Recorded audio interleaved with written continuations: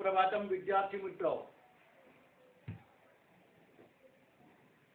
आजना lecture पूर्वे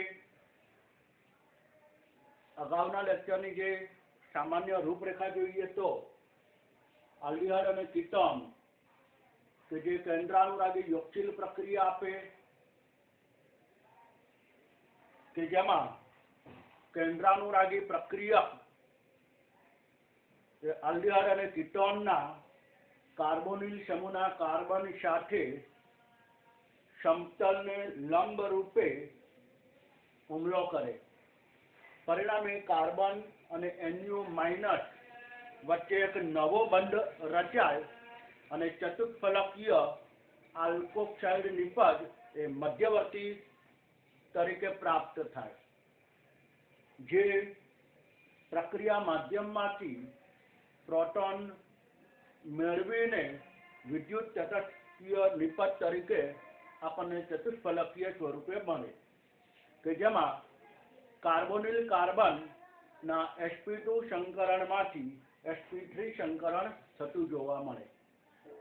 त्याज केंद्रानुरागी योगशील प्रक्रियाओ aldehyde अने कीटोनना अन्य पण गुणधर्मो छे। सौथी पहेलो आपणे जोवानुं छे के केंद्रानुरागी योगशील प्रक्रिया ए पछी रिडक्शन छे, ऑक्सिडेशन छे, संघनन प्रक्रियाओ छे। ए बधी प्रक्रियाओ पछी वन बाय वन आपणे जोता जईशुं। तो केंद्रानुरागी योगशील प्रक्रिया के जेमां C double bond O carbon अने ऑक्सिजन द्विबंध धरावता आ बंने परमाणु पर प्रक्रियकना परमाणुओ दाखल थाय अने पाई बंधमांथी नॉर्मल सिंगल बॉन्ड एटले के सिग्मा बंध रहे एटले के पाई बंधनुं विभाजन थाय। तो नॉर्मल प्रक्रिया छे। तो आ केंद्रानुरागी योगशील प्रक्रिया अने साथे કેટલાકમાં केंद्रानुरागी योगशील अने विलोपन प्रक्रिया पण आवशे।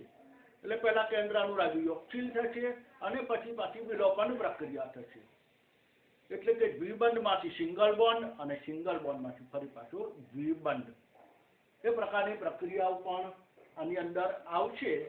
જ્યારે આવશે ત્યારે આપણે આની વાત કરીશું।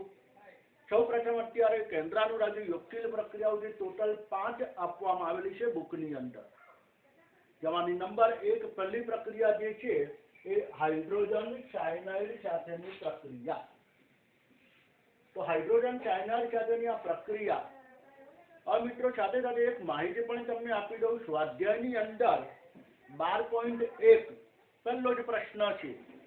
એ પહેલા પ્રશ્નની અંદર ઉલ્લેખ કરેલો છે કે નીચે આપેલા પદો સમજાવો અને તેનું યોગ્ય પ્રક્રિયા સમીકરણ ઉદાહરણ સાથે દર્શાવો।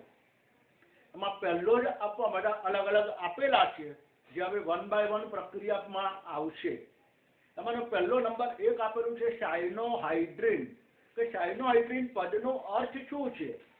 તો અહીંયા આવી જે પ્રક્રિયાઓ જે છે કે જ્યાં પદ આવતા છે ત્યાં એને મેં વ્યાખ્યાયિત સ્વરૂપે અને પદ સમજાવવા સ્વરૂપે દર્શાવેલું છે। એટલે જ્યારે 12.1 પ્રશ્નની ચર્ચા કરીશું ત્યારે એ સંપૂર્ણ એ વખતે વ્યાખ્યાન આ તે બધું આપણે લખીશું નહીં, એનું ઉદાહરણ પણ લખવાની જરૂર નહીં પડે, કારણ કે આ પ્રક્રિયા દરમિયાન જે ઉદાહરણ આવશે એ ઉદાહરણ તમે ત્યાં એપ્લાય કરી શકો અને વ્યાખ્યાયિત તો હું શરૂઆતમાં એની માહિતી લખી જ કાઢી। જેમ કે અહીંયા જો आल्डिहाइड अने कीटोननी हाइड्रोजन सायनाइड एटले के HCN साथेनी हवे केंद्रानुरागी योगशील एटले हूँ टूंकमां लखीश। तो केंद्रानुरागी योगशील प्रक्रियाथी बनता संयोजनोने सायनोहाइड्रीन कहे छे।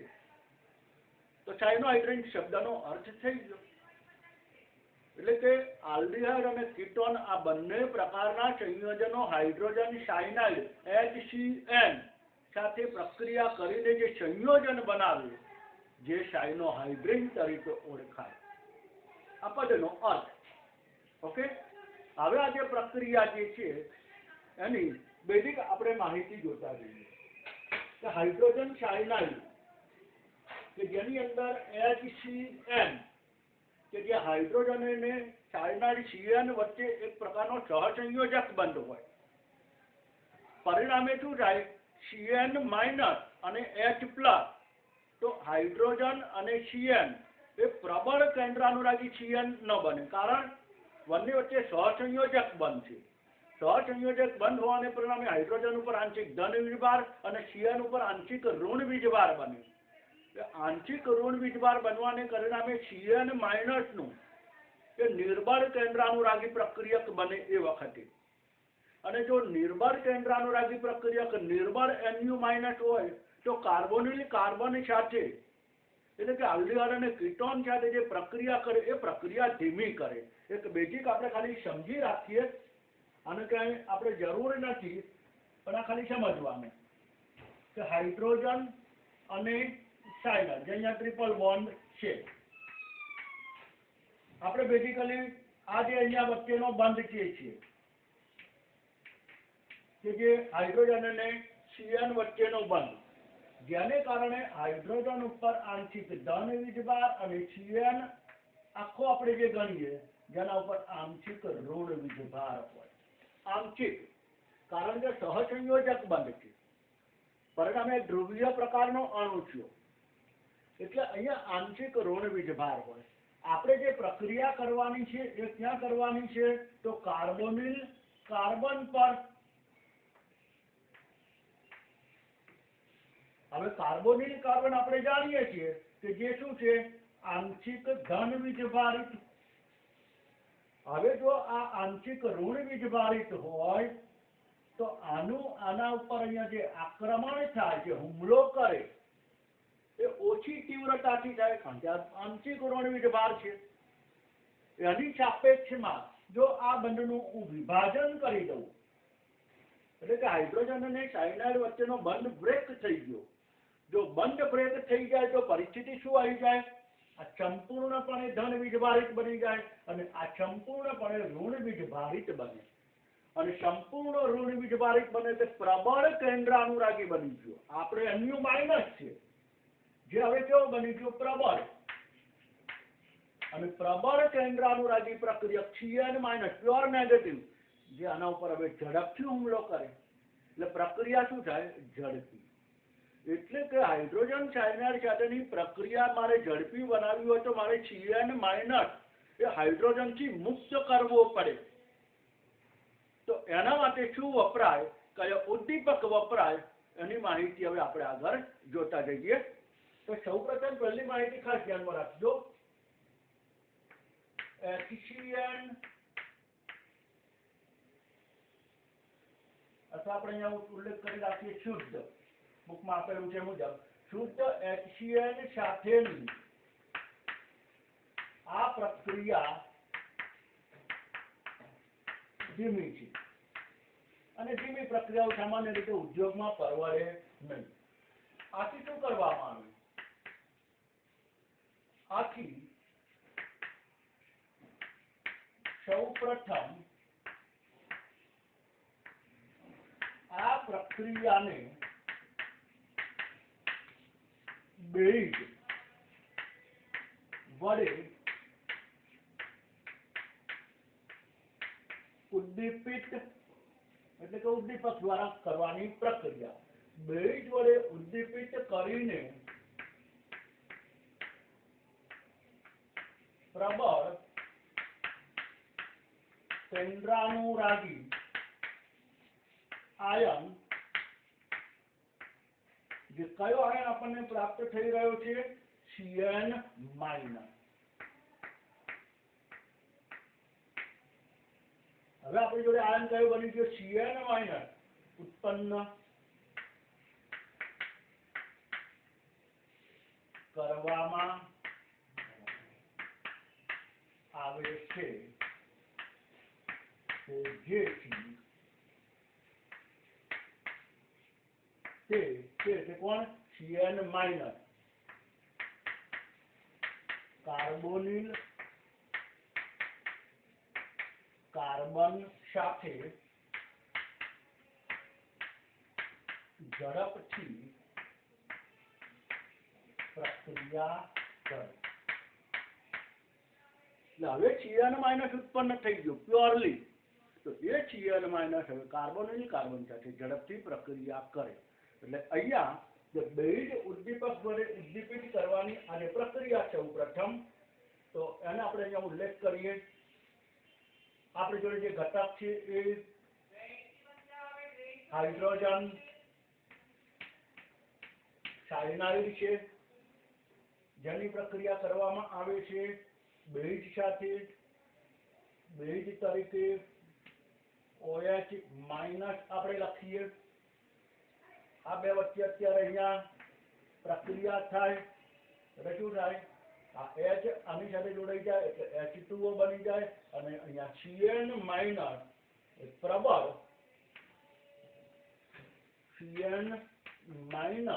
એ પ્રબળ કેન્દ્રાનુરાગી પ્રક્રિયક બને અને બાકીનો જે ભાગ છે એ H2O સ્વરૂપે મુક્ત થાય.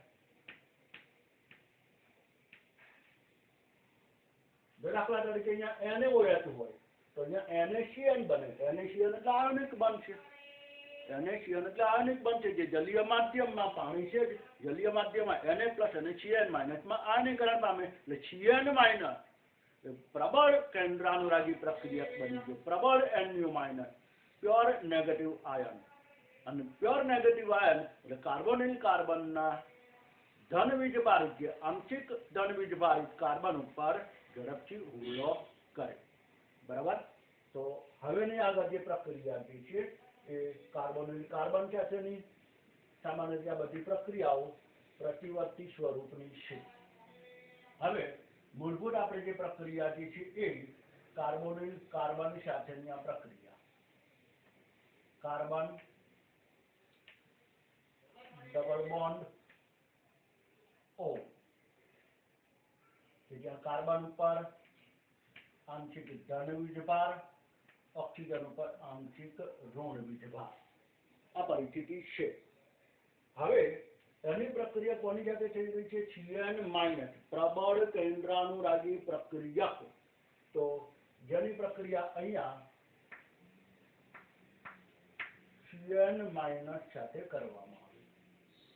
તો આપેલી જે પ્રક્રિયાની અંદર આપણે અગાઉ વાત કરી ચૂકેલા છીએ કે Cn- એટલે કે ન્યુક્લિયોફિલિક આયન એ કાર્બોનિલ કાર્બનના કાર્બન પર સમતલને લંબ સ્વરૂપે હુમલો કરે.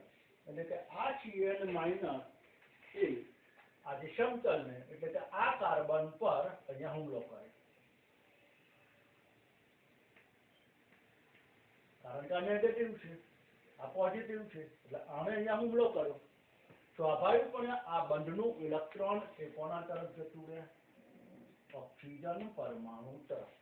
આપણે આટલી બધી ક્રિયાવિધિ કઈ બહુ ધ્યાનમાં રાખવાની જરૂર નથી. મુખ્યત્વે મૂળભૂત એના ઉદાહરણમાં ખાસ, કારણ કે આ જે પ્રક્રિયા જે છે એનું ઉદાહરણ એ કાર્બનિક રસાયણની અંદર ખૂબ જ અગત્યની નિપજો આપતું હોય છે, જેનો આપણે પછી અભ્યાસ કરીએ.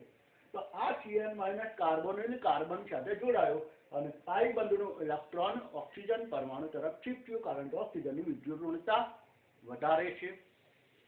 પરિણામે આપણને હવે અહીંયા જે નિપજ મળે કે જ્યાં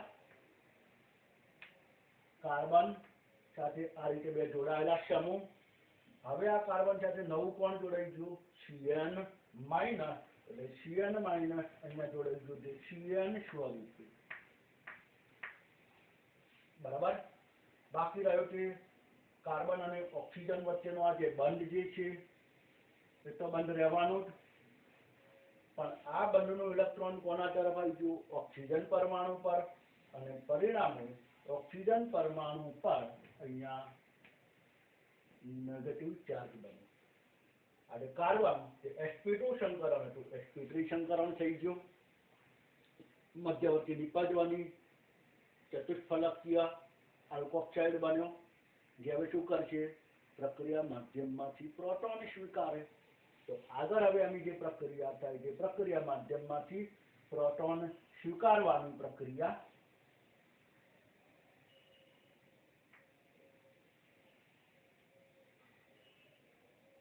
આમાં બંને તરફની પ્રક્રિયા.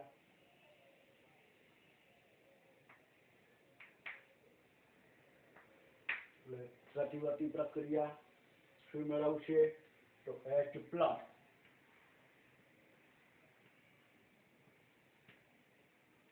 પ્રક્રિયા માધ્યમમાંથી પ્રોટોન મેળવે બરાબર તો અહીંયા જે નિપજ ફાઇનલ જે છે જેમાં કાર્બન એની સાથેના જે બંધ એની સાથે અહીંયા જોડાયેલો હતો ઓક્સિજન પરમાણુ બરાબર આ બાજુ સાથે અહીંયા શું જોડાયેલું છે CN આ તો એડિટિવ બધું છે જ આમાં આપણે પ્રક્રિયાની અંદર હવે નવું શું એડ થયું તો ઓક્સિજન જોડે હાઇડ્રોજન પરમાણુ જોડાઈ ગયો પરિણામે આ વિદ્યુતીય તટસ્થ નિપજ પ્રાપ્ત થઈ ગઈ આ જે નિપજ બની એને કહેવાય સાયનોહાઇડ્રિન જે અનુવર્તી સાયનોહાઇડ્રિન બરાબર તો અહીંયા નિપજ જેને આપણે સાયનોહાઇડ્રિન તરીકે ઓળખીએ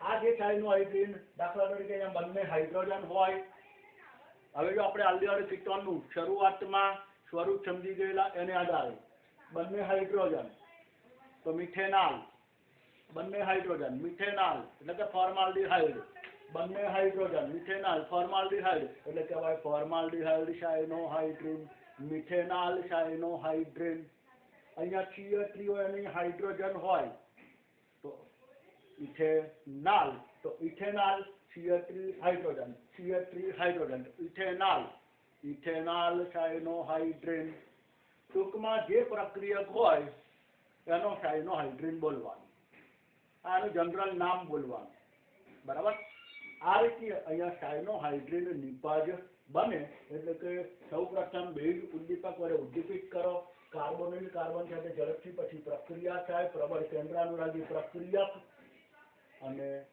પ્રોટોન સ્થાનાંતર દ્વારા અંતમાં આપણને સાયનોહાઇડ્રિન નિપજ બને બરાબર તો આ જે છે એક આખી પ્રક્રિયાની ક્રિયાવિધિ સ્વરૂપે એની સમજૂતી જોઈએ તો મુખ્યત્વેના ઉદાહરણ તરફ છે એટલે આ જે નિપજ બને જે સાયનોહાઇડ્રિન જેના માટે અહીંયા લખવું હોય તો તમારે પ્રક્રિયા લખ્યા બાદ આ રીતે અહીંયા આ साइनोहाइड्रिन निपज कार्बनिक रसायण में अगत्यना संयोजनों संश्लेषण माटे उपयोगी छे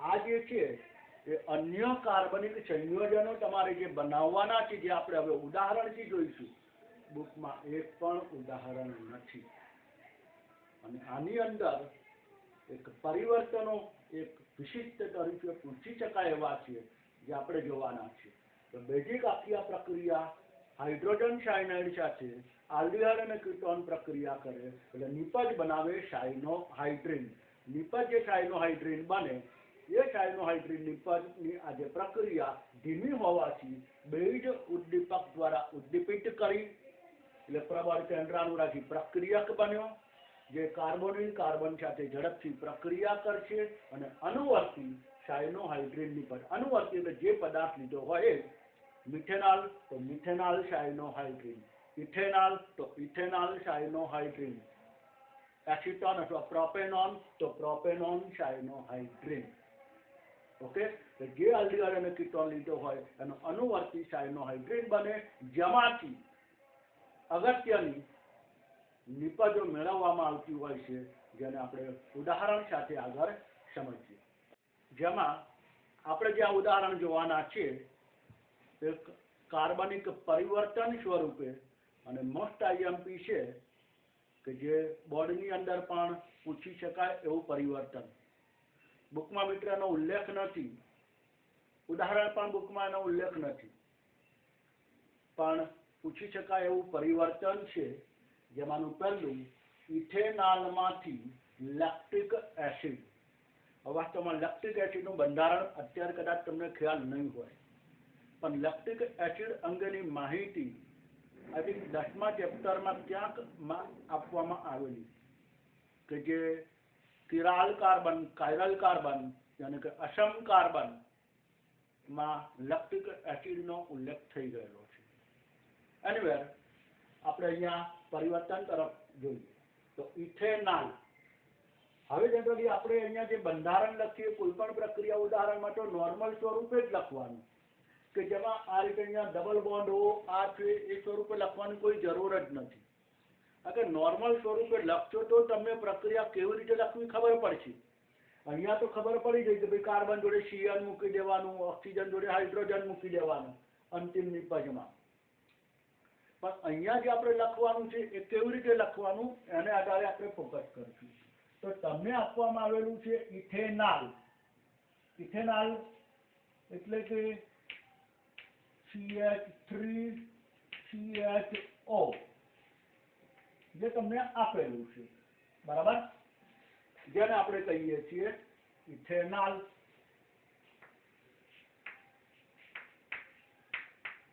બીજું નામ છે એનું એસિટાલ્ડિહાઇડ.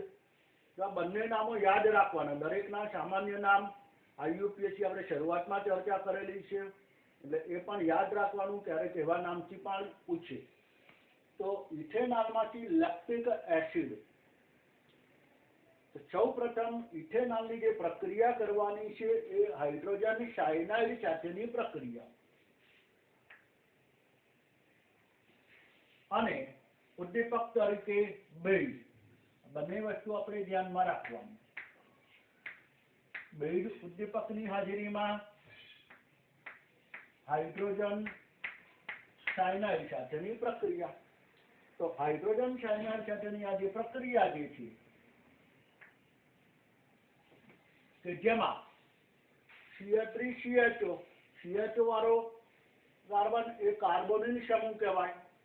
જેમાં હું કેવી રીતે લખું છું એ ખાસ આપણે ધ્યાનમાં રાખીશું. સૌ પ્રથમ CH3, ત્યારબાદ હવે CH3 સાથે CH, બરાબર. હવે આ જે કાર્બન CHO એ તો આપણને એટલી તો ખબર હોય કે આ કાર્બોનિલ કાર્બન છે. તો કાર્બોનિલ કાર્બન સાથે જે નવું જે જોડાય છે સાયનોહાઇડ્રેટની પદ, એક OH અને બીજું CN. આટલી વસ્તુ આપણે અહીંયા ધ્યાનમાં રાખવાની. કાર્બોનિલ કાર્બન સાથે જે બે બંધ નવા જે બંધ છે એમાં એકમાં OH છે અને એકમાં CN સાયનાઇડ, બરાબર. તો એ જે બંધ જે છે એ આ સ્વરૂપે આપણે અહીંયા દર્શાવીએ. તો આ કાર્બન સાથે હું અહીંયા CN સાયનાઇડ દર્શાવી દઉં, અને બીજું જે બાકી રહ્યું એ OH, એ આ ભાગ ઉપર અહીંયા OH. ઓકે, એટલે આ પ્રકારની આ નિપજ બની. આ જે નિપજ બની અહીંયા ડાયરેક્ટ સીધું એક સ્ટેપમાં જ, અહીંયા કઈ વચ્ચે સ્ટેપ આ બધું કોઈ કરવાની જરૂર નથી, કારણ કે આપણે હવે ઉદાહરણ લખીએ છીએ. ઉદાહરણમાં એ દર્શાવવાની જરૂર નથી, ક્રિયા કેવી રીતે થાય છે સમજાવવાની જરૂર નથી. તમને ફક્ત સીધું એમ કહ્યું હોય કે ઇથેનોલની સાયનોહાઇડ્રેટ સાથેની પ્રક્રિયા લખો તો સીધી આ પ્રક્રિયા જ લખવાની. એમાં પછી આ રીતે દર્શાવવાનું કોઈ જરૂર નથી. હા, આલ્ડિહાઇડ કે કીટોનની હાઇડ્રોજન સાયનાઇડ સાથેની પ્રક્રિયા સમજાવો તો સમજી, બરાબર. એટલે પ્રશ્નોને ખાસ સમજવાનું કે આપણને શું કેવી રીતે પૂછેલું હોય. તો ઇથેનોલની આ જે પ્રક્રિયા જે થઈ, ફરીથી CHO, તો CHO માં CH એટલે એસિડિક રહ્યું, ઓના જોડે OH અને કાર્બન જોડે CN. આટલું ફેરફાર, બરાબર. આ જે નિપજ બને જેને આપણે શું કહેવાય સાયનોહાઇડ્રેટ, અનુવર્તી સાયનોહાઇડ્રેટ. કયો પદાર્થ હતો? ઇથેનોલ. તો આ શું બન્યું કહેવાય ઇથેનોલ સાયનોહાઇડ્રેટ. ઇથેનોલ સાયનોહાઇડ્રેટ. આ નિપજ બની. બરાબર. અને નામમાં કઈ છે જ નહીં. આમાં જે પદાર્થ એની અત્યંત આગળની પ્રક્રિયા છે નિપજ એટલે ઇથેનોલ સાયનોહાઇડ્રેટ. ક્યારેક પ્રક્રિયાની અંદર ક્યારેક પ્રશ્નમાં બંધારણ પણ પૂછાય. આવા બંધારણો ધરાવતો પ્રશ્ન સ્વાધ્યાયની અંદર આપવામાં આવેલો છે 12.4 કે 12.5 કે નીચેના નામ આપ્યા એના બંધારણો લખો કે આમાંથી આ બનતું હોય એનું બંધારણ લખો. તો પછી આપણે એની ચર્ચા કરશું. તો ઇથેનોલ સાયનોહાઇડ્રેટ હવે એનું જો આપણે આઈયુપીએસી ક્યાંય આપણે નામ આપેલા નથી આના આઈયુપીએસી તો એ ધ્યાનમાં રાખીએ. મૂળભૂત CN ક્રિયાશીલ સમૂહ અને OH એમાં CN ની ક્રિયાશીલતા વધારે. જો OH ન હોત તો નામ શું બને? Propane nitrile. હવે OH ને સ્થાન આપવાનું તો આ કાર્બન પહેલો 1 2 તો બીજા ઉપર શું આવ્યું? OH અને પરિણામે એનું નામ આઈયુપીએસી સ્વરૂપે આપણે લખી શકીએ 2 હાઇડ્રોક્સી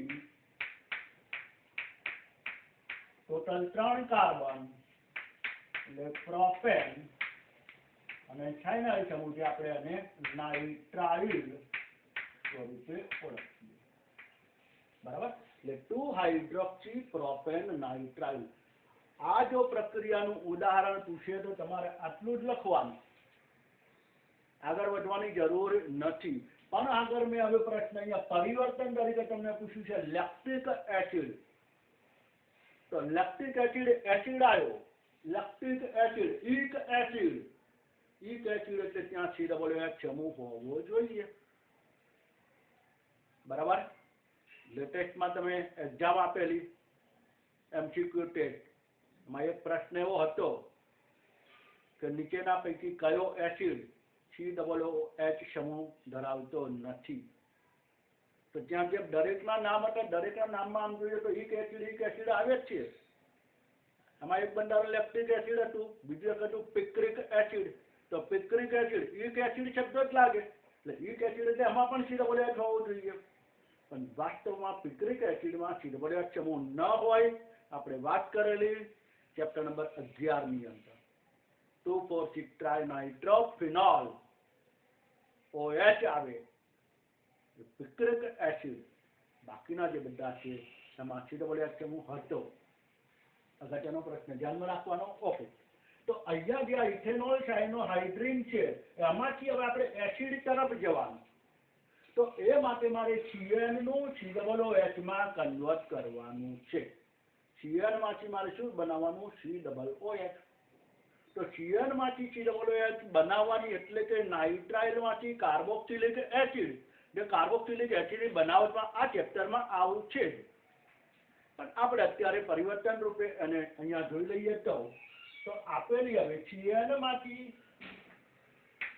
COOH બનાવવા માટેની અને એસિડિક માધ્યમમાં જળ વિભાજન કરવાનું. અને એસિડિક માધ્યમમાં જળ વિભાજન માટે આપણે અહીંયા લખીએ H3O પ્લસ. એસિડિક માધ્યમમાં જળ વિભાજન થયું અને CN નું આપણે COOH લખવાનું. બીજો કોઈ ફેરફાર કરવાની જરૂર નથી.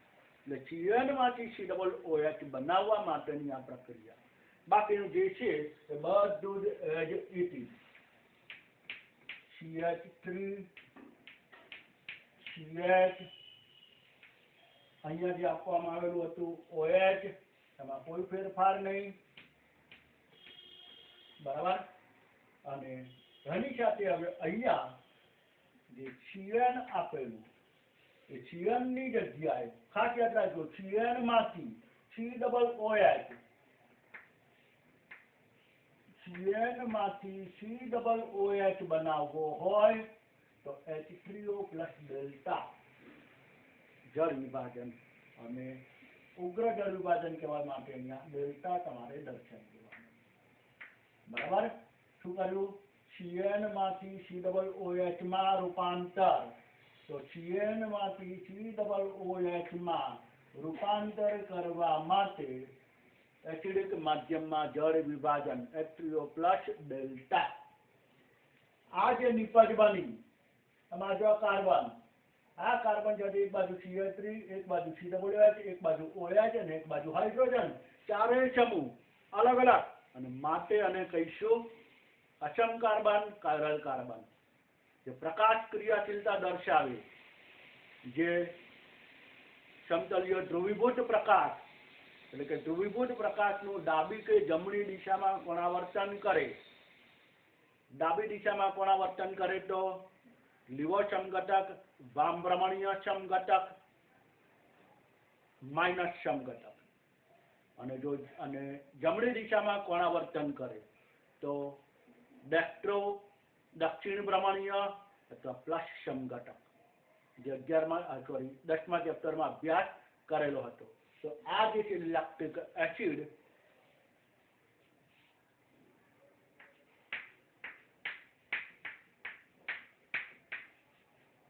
પરિવર્તન તરીકે પૂછી શકાય એવો આ પ્રશ્ન છે કે જેમાં આપણે હવે એનું IUPAC નામ દર્શાવીએ તો 1 2 3 COH અને OH સૌથી વધુ ક્રિયાશીલતા COH, આ હોય તો પ્રોપેનોઇક એસિડ, એમાં બીજા સ્થાન ઉપર OH એટલે હાઇડ્રોક્સી, તો આપણે અહીંયા લખીએ 2 હાઇડ્રોક્સી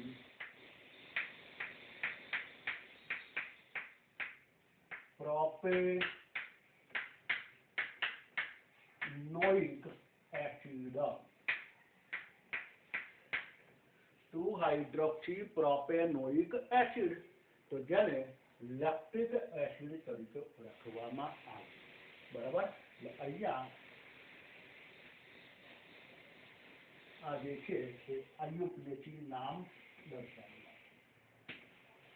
બરાબર, હવે જો તમને ફક્ત આના અનુસંધાનમાં પ્રશ્ન પૂછાય, ખાસ ધ્યાનમાં રાખજો, તમને પૂછાય કે હાઇડ્રોજન સાયનાઇડ સાથેની પ્રક્રિયા સમજાવો, તો સમજાવવાનું હોય ત્યારે તમારે લેક્ટિક એસિડનો ઉલ્લેખ કરવાની જરૂર નથી, તમારે આટલી જ પ્રક્રિયા લખવાની, ફક્ત સાયનોહાઇડ્રીન બને છે એ જ, આ લખવાની જરૂર નથી.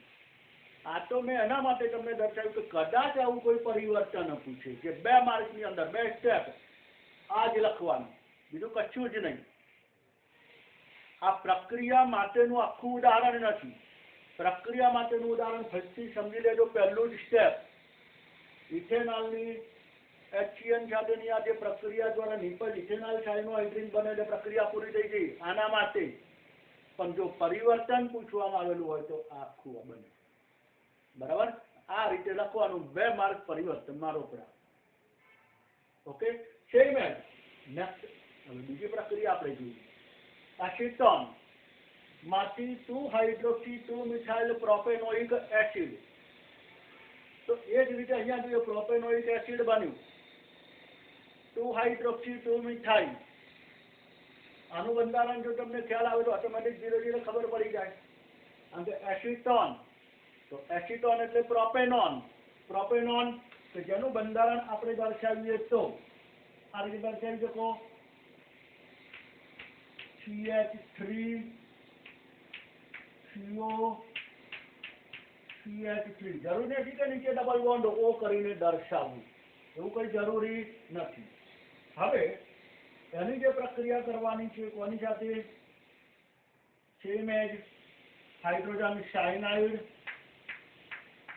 HCN સાથે અને બેઇઝ ઉદ્દીપકની હાજરીમાં. બરાબર, આ રીતે પ્રક્રિયા. હવે આ જે પ્રક્રિયામાં આ કાર્બોનિલ સમૂહ છે, જ્યાં કાર્બન સાથે CN પણ જોડાય અને ઓક્સિજન સાથે હાઇડ્રોજન જોડાય, તો ઓક્સિજન સાથે આપણે હાઇડ્રોજન જોડવાનું અને કાર્બન સાથે શું જોડી દેવાનું, CN, ઓક્સિજન જોડે હાઇડ્રોજન અને કાર્બન જોડે CN. બરાબર, તો હવે એ જે પ્રક્રિયા જે છે આપણે આ રીતે દર્શાવીએ, CH3, ત્યાર પછી કાર્બન, ત્યાર પછી CH3. બરાબર, હું અત્યારે CH3 ને આ રીતે લખું તો કોઈ ખોટું પડશે નહીં, બંને સ્વરૂપે લખી શકાય. હવે શું રહ્યું, C અને O, જેમાં કાર્બન સાથે ઓક્સિજન પરમાણુ અહીંયા જોડાયેલો છે કે જેની જોડે અહીંયા શું આવી જશે, હવે હાઇડ્રોજન. ઓકે, અને કાર્બન પરમાણુ, આજે કાર્બન અને કાર્બન જેનો ઓક્સિજન, ઓક્સિજન જોડે જોડાયું હાઇડ્રોજન, ઉપર પણ જુઓ ઓક્સિજન જોડે જોડાયેલો છે હાઇડ્રોજન, બરાબર. તો આ જે સંપૂર્ણ ઓક્સિજન પરમાણુ સાથે હાઇડ્રોજન જોડાવાને કારણે આ આખો OH, અને બાકીનો જે કાર્બન અને કાર્બન ત્યાં કોણ જોડાશે? CN.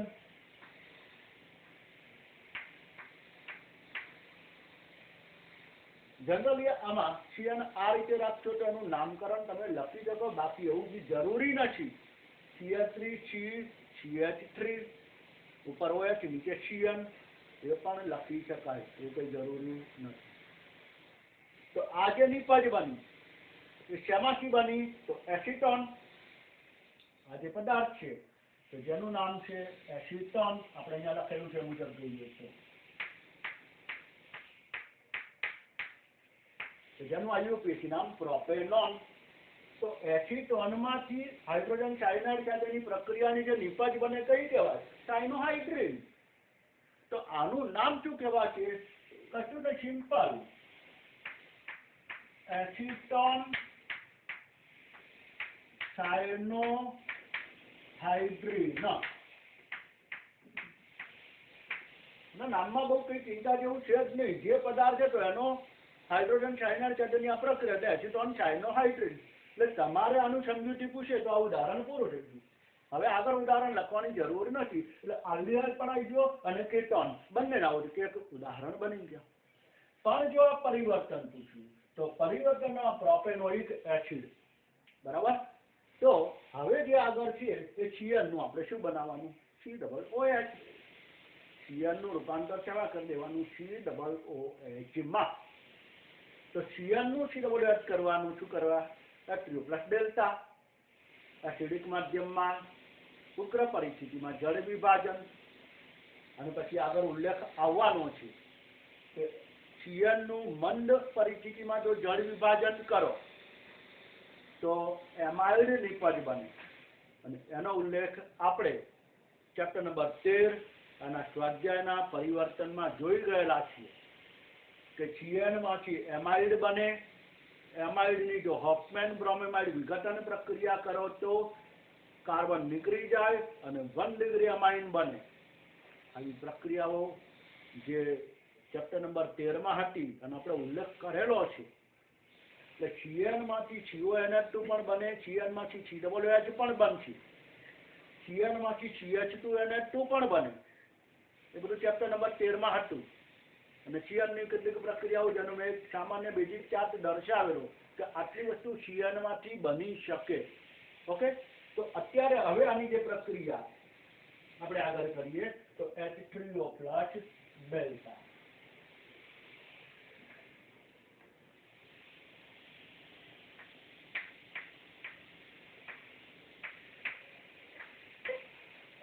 તો આપણે હવે ફેરફાર શું કરવાનું? CN ની જગ્યાએ COOH, બરાબર.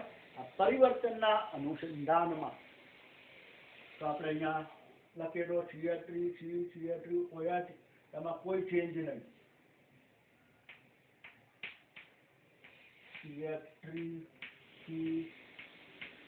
CH3 ઉપર OH,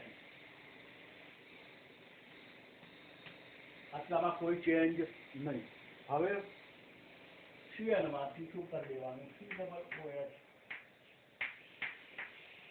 જુઓ 1 2 3 કાર્બન પ્રોપેનોઇક એસિડ, તેમાં બીજો નંબર આવે, બીજા ઉપર OH છે, બીજા ઉપર મિથાઇલ છે, 2 હાઇડ્રોક્સી 2 મિથાઇલ પ્રોપેનોઇક એસિડ નિપજ બની ગઈ. તો આ જે નિપજ બની કે જેનું આયુપીએસી નામ તો 2 હાઇડ્રોક્સી 2 મિથાઇલ, બાકી રહ્યું પ્રોપેનોઇક એસિડ. અને બીજું કોઈ એવું કંઈ પ્રચલિત નામથી ઓળખવામાં આવતું નથી, એટલે આપણે જનરલી એનું પ્રચલિત નામ ઉલ્લેખ કરતા નથી. પણ અહીંયા જે છે પ્રચલિત નામ લેક્ટિક એસિડ છે. અને એ આપણા એમસીક્યુ તરીકે પણ જરૂરી છે લેક્ટિક એસિડનું બંધારણ કે આપણને ખબર હોવી જોઈએ, એટલા માટે મેં અહીંયા પરિવર્તન સ્વરૂપે દર્શાવ્યું. તો આ એ આલ્ડીહાઇડ અને કીટોનની હાઇડ્રોજન સાયનાઇડ સાથેની આ પ્રક્રિયા ફરીથી ખાસ સમજી રાખજો. કાર્બોનિલ સમૂહ પર આ જે કેન્દ્રાનુરાગી યોગશીલ અહીંયા દ્વિબંધમાંથી સિંગલ બોન્ડ બન્યો, પાઈ બંધનું વિભાજન થયું. જે દ્વિબંધ ધરાવતા બે પરમાણુ કાર્બન અને ઓક્સિજન, તેના ઉપર કોઈક પરમાણુનો યોગ થયો તો CN નો યોગ કાર્બન પર થયો, કારણ કે CN નેગેટિવ છે, કાર્બન પોઝિટિવ. અને ઓક્સિજન પર યોગ કોનો થયો? હાઇડ્રોજનનો. એટલે અહીંયા કાર્બન પર CN જોડાય, ઓક્સિજન પર હાઇડ્રોજન જોડાય અને ડબલ બોન્ડમાંથી દ્વિબંધ છે તેમાંથી સિંગલ બોન્ડ. બરાબર. અને એ જે નિપજ બને અને સાયનોહાઇડ્રેન નિપજ કહેવાય. એ કોઈ પણ હોય, એસિટાલ્ડિહાઇડ હોય તો એસિટાલ્ડિહાઇડ સાયનોહાઇડ્રેન, એસિટાલ્ડિહાઇડ એટલે કે ઇથેનોલ તો એસિટાલ્ડિહાઇડ સાયનોહાઇડ્રેન, એસિટોન હોય તો એસિટોન સાયનોહાઇડ્રેન, કે જેને પ્રોપેનોન કહેવાય તો કે પ્રોપેનોન સાયનોહાઇડ્રેન એવું પણ કહી શકાય. ફોર્માલ્ડિહાઇડ હોય બંને હાઇડ્રોજન તો ફોર્માલ્ડિહાઇડ સાયનોહાઇડ્રેન અથવા મિથેનોલ સાયનોહાઇડ્રેન. આ તમારી મૂળભૂત પહેલી પ્રક્રિયા જે આ ઉદાહરણ સાથે તમને પૂછ્યો તો ફોર્માલ્ડિહાઇડ હોય તો અમે અહીંયા તમારે લખેલું હોય HCHO. ફોર્માલ્ડિહાઇડ હોય તો HCHO હોય. એનું તમને એક પ્રક્રિયા અહીંયા આપણે દર્શાવી દઈએ કે જે ત્રીજા નંબરનું જે ઉદાહરણ કે જેમાં આગળ આપણે પરિવર્તન સ્વરૂપે પણ જવું હોય તો શું બને એ પણ આપણે અભ્યાસ કરીએ. નંબર 3. પછી આ બધા જ પરિવર્તનમાં શું મુખ્ય ફેરફાર થયો છે એનો આપણે અભ્યાસ કરવાનો છે. બરાબર. તો અહીંયા ફોર્માલ્ડિહાઇડમાંથી શું બનશે તે પછી લખીએ. બરાબર. સસ્પેન્સ રાખીએ. તો ફોર્માલ્ડિહાઇડ એટલે શું લખાય? HCHO. જે ફોર્માલ્ડિહાઇડ મિથેનોલ. બરાબર. અત્યારે આપણે આની પ્રક્રિયા લખવા જઈ રહ્યા છીએ સાયનોહાઇડ્રેનની, એનો ટોપિક ચાલે છે. તમને અંદર કંઈ બનાવવાનું ખબર નથી તો અમારે શું કરવાનું, કઈ પ્રક્રિયા? પણ અત્યારે ટોપિક આપણો આ ચાલે અને માટે એની પ્રક્રિયા આપણે અહીંયા લખીએ. તો એની હાઇડ્રોજન સાયનાઇડ અને આપણે ફોર્માલ્ડિહાઇડ અથવા મિથેનોલ પણ કહી શકીએ કે જેની પ્રક્રિયા કરવાની છે હાઇડ્રોજન સાયનાઇડ સાથે. હાઇડ્રોજન સાયનાઇડ HCN બેઝ ઉદ્દીપકની હાજરીમાં થતી આ જે પ્રક્રિયા. બરાબર. હવે આ કાર્બન અને ઓક્સિજન એ બે વચ્ચેની જ પ્રક્રિયા મુખ્ય. તો કાર્બન સાથે હાઇડ્રોજન કેટલા છે? 2. કાર્બન સાથે હાઇડ્રોજન કેટલા છે? 2. તો બંને હાઇડ્રોજન અત્યારે એજ ઇટ ઇઝ રહેવા દેવાના, એમાં કોઈ ફેરફાર કરવાનો નહીં. એટલે કે કાર્બન સાથે હું આ રીતે હવે લખી શકું CH2. બરાબર. થઈ ગયા 2 હાઇડ્રોજન. કારણ અહીંયા કાર્બન આ 2 હાઇડ્રોજન એમાં આપણે કોઈ ફેરફાર નથી. એટલે કાર્બન જોડે 2 હાઇડ્રોજન છે એટલે CH2 લખાઈ ગયું. હવે O તો O જોડે શું આવે? હાઇડ્રોજન. અને કાર્બન જોડે શું આવે? CN. એટલે આપણે આ રીતે દર્શાવવાનું. આ જે કાર્બન છે તે નીચે અહીંયા લખવું OH. બરાબર. અને એ જ કાર્બન સાથે અહીંયા શું લખાય? CN. એટલે બંને સમૂહ આવી ગયા. સાયનોહાઇડ્રેન નિપજ બની ગઈ. નામ લખીએ તો ફોર્માલ્ડિહાઇડ સાયનોહાઇડ્રેન. ફોર્માલ્ડિહાઇડ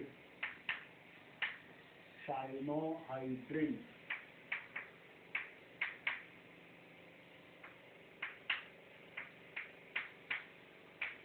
બરાબર.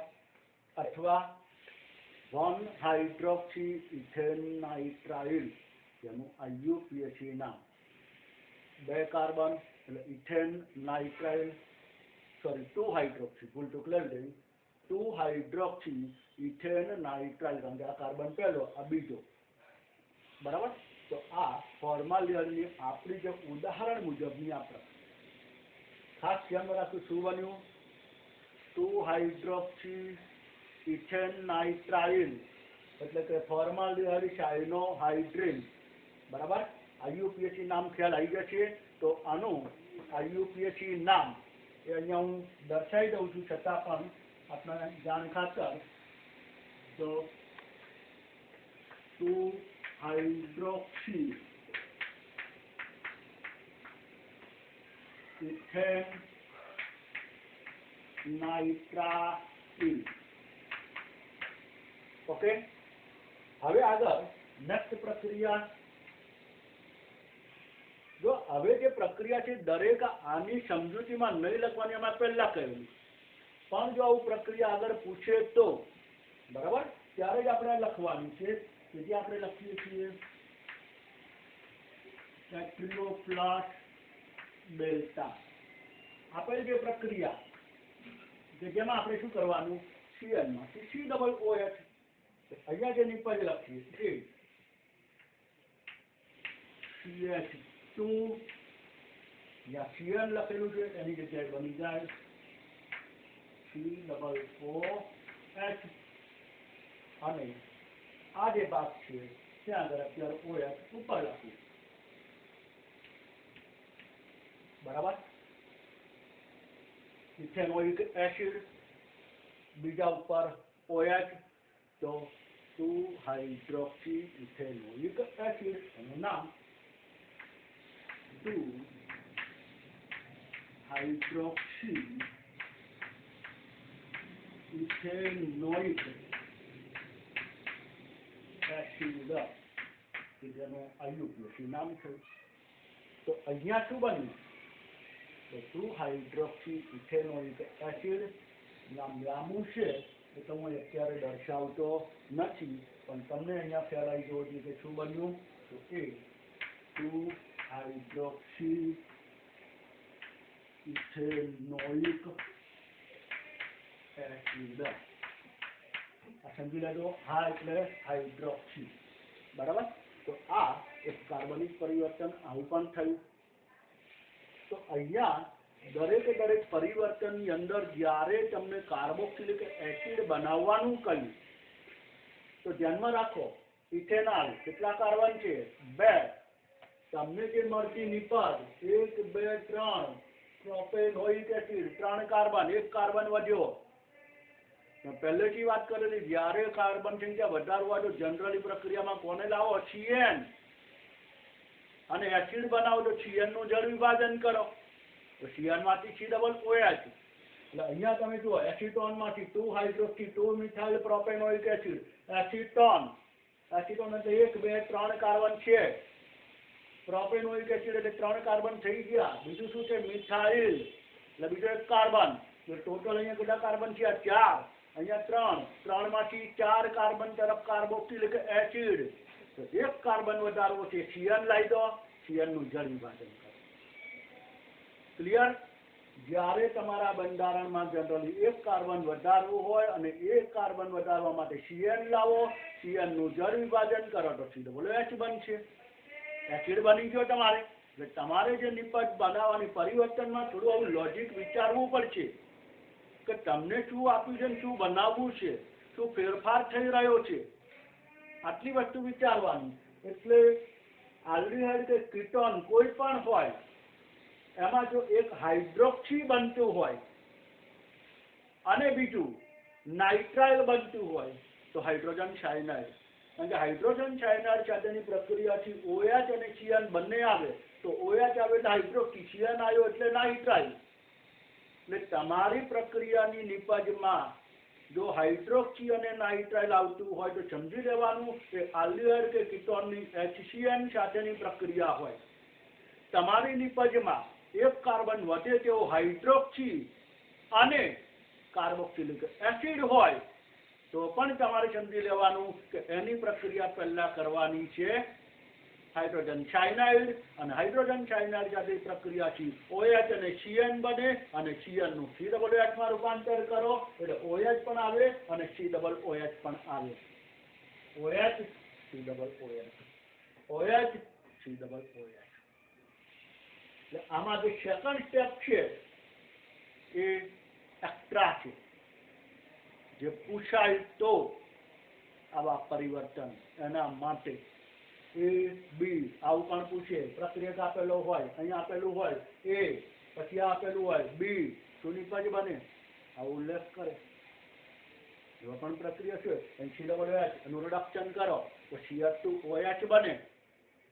આપણે જોઈ ગયેલા છીએ ચેપ્ટર નંબર 11 COOH નું lithium aluminium hydride carboxylic acid નું રિડક્શન લિથિયમ એલ્યુમિનિયમ હાઇડ્રાઇડ દ્વારા જ થાય. એમાં નિકલ ઉદ્દીપકની હાજરીમાં હાઇડ્રોજન દ્વારા નહીં. બરાબર. આ પણ આપણે ચેપ્ટર નંબર 11 માં ઉલ્લેખ કરી ચૂકેલા છે સ્પષ્ટ કે જ્યાં આલ્ડીહાઇડ અને કીટોનનું રિડક્શન પણ હતું, ત્યારબાદ એમાંથી આલ્કોહોલની બનાવટ પણ હતી, કાર્બોક્સિલિક એસિડમાંથી પણ આલ્કોહોલ હતું અને એસ્ટરમાંથી પણ આલ્કોહોલની બનાવટ હતી. પણ લિથિયમ એલ્યુમિનિયમ હાઇડ્રાઇડ કિંમતમાં મોંઘો હોવાથી એનો જો ઉપયોગ ન કરવો હોય તો એસ્ટર બનાવો અને એસ્ટરમાંથી સોડિયમ બોરોહાઇડ્રાઇડ કે ધાતુ ઉદ્દીપકની હાજરીમાં હાઇડ્રોજન દ્વારા પ્રક્રિયા રિડક્શન કરો તો પણ એ જ રીતે પ્રાથમિક આલ્કોહોલ બને. ચેપ્ટર નંબર 11 માં આપણે અભ્યાસ કરી ચૂકેલા છીએ. એટલે અહીંયા COOH ની જગ્યાએ આગળ તમે CH2OH તો CH2OH આવે એટલે આ કાર્બન ઉપર પણ OH થયો, ટોટલ 3 કાર્બન અહીંયા છે તો 2-મિથાઇલ પ્રોપેન 1,2 ડાયોલ 2-મિથાઇલ પ્રોપેન 1,2 ડાયોલ તો એ પણ એક પરિવર્તન બની ગયું. ખ્યાલ આવે છે. એટલે આવું કંઈ પણ પૂછાય, તમને પૂછાય એસિટોન સાયનોહાઇડ્રેનમાંથી 2-મિથાઇલ પ્રોપેન 1,2 ડાયોલ બનાવો તો એસિટોન સાયનોહાઇડ્રેનમાં CN માંથી COOH બનાવો, COOH નું રિડક્શન કરો LiLH4 તો CH2OH અને નિપજ બની જાય 2-મિથાઇલ પ્રોપેન 1,2 ડાયોલ. બરાબર. એટલે આવું કંઈ પણ પૂછી શકે, થોડું વિચારવાનું. તમને પરિવર્તન પૂછાય એટલે સહેજ એક ક્ષણ શું આપ્યું છે અને શું બનાવવું છે આ વિચારી લો. એના માટે કઈ પ્રક્રિયાઓ એપ્લાય કરવી પડે એ ધ્યાનમાં રાખવાનું. બરાબર. આ એક વસ્તુ.